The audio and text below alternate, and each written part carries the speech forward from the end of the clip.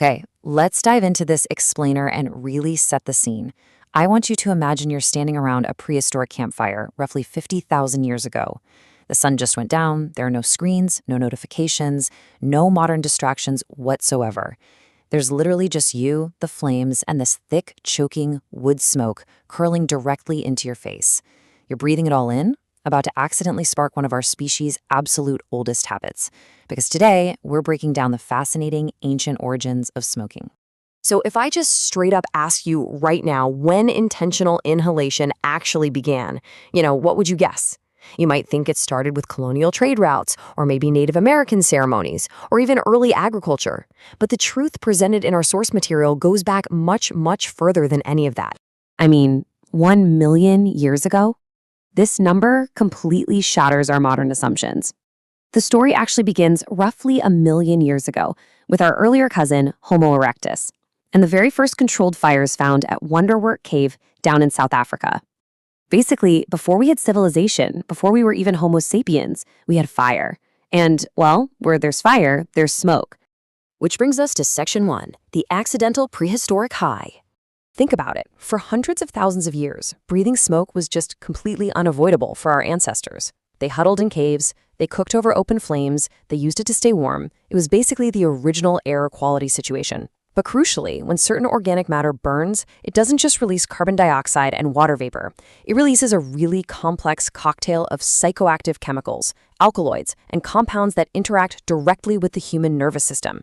So some of our early ancestors were essentially getting high completely by accident, and they had absolutely no idea why they suddenly felt so amazing. The truly fascinating biology behind this is that our brains were already hardwired to receive these compounds. It's like a giant puzzle, and the pieces just fit.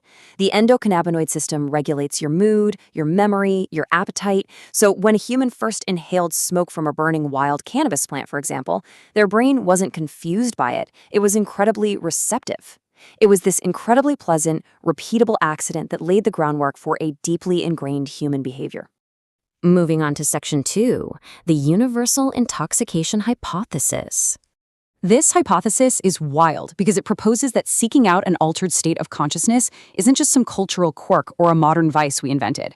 According to psychopharmacologist Ronald Siegel, it is a biologically embedded imperative.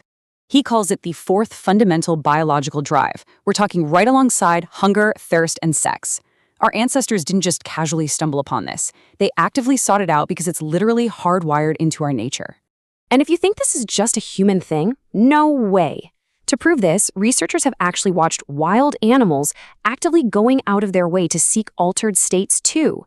I mean, we have elephants deliberately finding fermented fruit to get tipsy. We even have Siberian reindeer eating psychoactive mushrooms. And then, honestly, participating in what is essentially high-stakes drug recycling by drinking the intoxicated urine of the other reindeer. It just shows how incredibly deep and primal the drive to alter our consciousness truly is. Let's look at Section 3, unearthing the ancient evidence. Now, when we look through history, there are massive chronological gaps in the archaeological record, largely because, organic material, like plants, rarely survives. But back in 2019, archaeologists uncovered this breathtaking discovery out in the Utah desert. They found a 12,000-year-old hearth absolutely packed with wild tobacco seeds. This single discovery completely pushes back the timeline of deliberate tobacco use in the Americas. We're talking thousands of years before we even invented pottery. And then there's this great story. Historians used to think the Greek historian Herodotus was heavily exaggerating when he described the nomadic Scythians. He wrote about them setting up these enclosed tents, throwing hemp seeds onto glowing stones, and literally howling with pleasure as they inhaled the vapors. People thought he was making it up. But modern archaeology eventually excavated Scythian burial mounds and found exactly what he described. He wasn't embellishing. If anything, the guy was underselling it. Jumping forward on our timeline, we hit contact with the Americas. Tobacco itself is native exclusively to the Americas. It was entirely unknown to the Old World, Europe, Africa, Asia, until a thoroughly baffled Christopher Columbus and his crew rolled up to the Caribbean in 1492. They documented indigenous peoples inhaling smoke from glowing sticks. It was this ancient, established practice that Europe was about to encounter for the very first time. That brings us to Section 4, sacred rituals and medicine. See, for thousands of years, indigenous cultures didn't treat tobacco like some casual lunch break habit. It was deeply, deeply respected. It was a highly disciplined tool used for healing rituals and binding important agreements. The smoke itself was actually viewed as a living messenger. Think of it as a literal physical channel carrying prayers upward to the divine and bringing visions back downward. When a plant is sacred, you treat it with intense reverence. And it wasn't all just spiritual either. This practice was incredibly practical and globally ubiquitous. You've got the ancient Egyptian Ebers Papyrus prescribing heated herbs for throat conditions. You've got Hippocrates over in Greece using herbal fumigation. And in India, the Ayurvedic Dhumapana or smoke drinking protocols. These early civilizations logically realized that inhaling smoke was simply the most direct delivery system to treat lung ailments.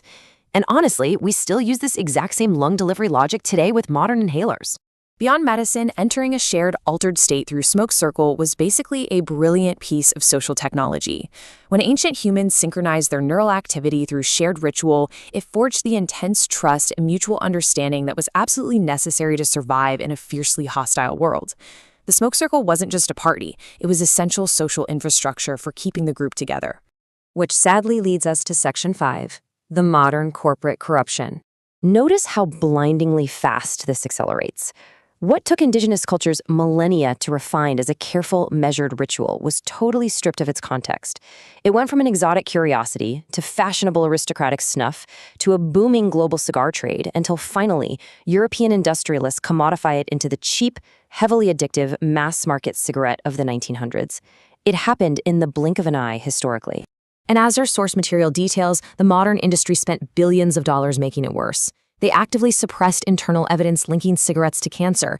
They marketed this ancient plant to children using literal doctor endorsements. And they chemically engineered their products to maximize the speed and grip of nicotine addiction. They basically took an ancient communal practice and engineered it to be as physically destructive and financially extractive as possible. This contrast right here captures what the source calls one of the largest moral chasms in human history: the ancient shaman versus the 1960s tobacco executive. Both of these individuals worked with the exact same plant, but they shared absolutely nothing else in common. The intention, the respect, and the ultimate outcome were just entirely inverted. So, as we wrap up this explainer, I really want you to reflect on this unbroken thread. The desire to deliberately alter our consciousness with smoke predates agriculture, it predates pottery, it predates every single civilization you ever learned about in school. It's a story of fire, smoke, and breath that links us directly back to our earliest ancestors huddled together in the dark. I want to leave you with this final thought. The next time you sit around a summer campfire or just catch a passing whiff of wood smoke on a cold night, remember what we talked about today. You're participating in something far, far older than you realize. Sometimes our most ancient, deeply ingrained human history is literally right there, floating directly in front of our faces.